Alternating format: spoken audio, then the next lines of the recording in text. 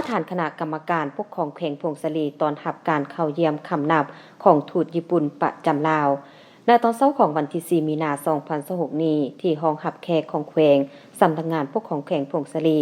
ท่านสันติแก้วยาสารรองเลขาพรรคแขวงประธานคณะกรรมการปกครองแขวงพงศลีพร้อมคณะได้ต้อนรับทานโคอิซึมิซึโตมุเอกอัครราชทูตวิสามันผู้มีอำนาจเต็มแห่งญี่ปุ่นประจำสปป.ลาวพร้อมคณะ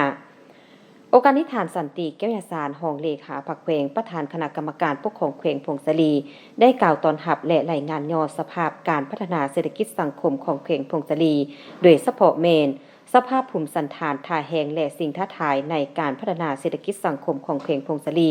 ให้ทานโคอิซึมิซึโตมุเอกอัครราชทูตวิสามันผู้มีอำนาจเต็มแห่งญี่ปุ่นประจำสปป.ลาวพร้อมคณะรับทราบ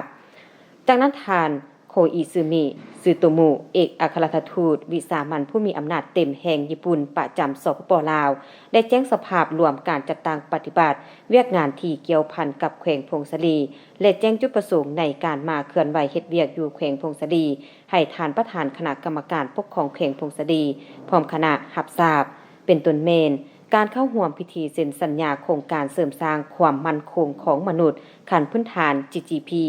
ระหว่างคณะผู้แทนสถานทูตญี่ปุ่นประจำสปป.ลาวกับแผนกสาธารณสุขแขวงไปเยี่ยมชมสวนสา400 ปีอยู่เมืองพงศลีเข้าร่วมพิธีมอบรับโครงการเสริมสร้างความมั่นคงของมนุษย์ขั้นพื้นฐาน GGP ที่กลุ่มบ้านเพียสุเมืองปุ่นใต้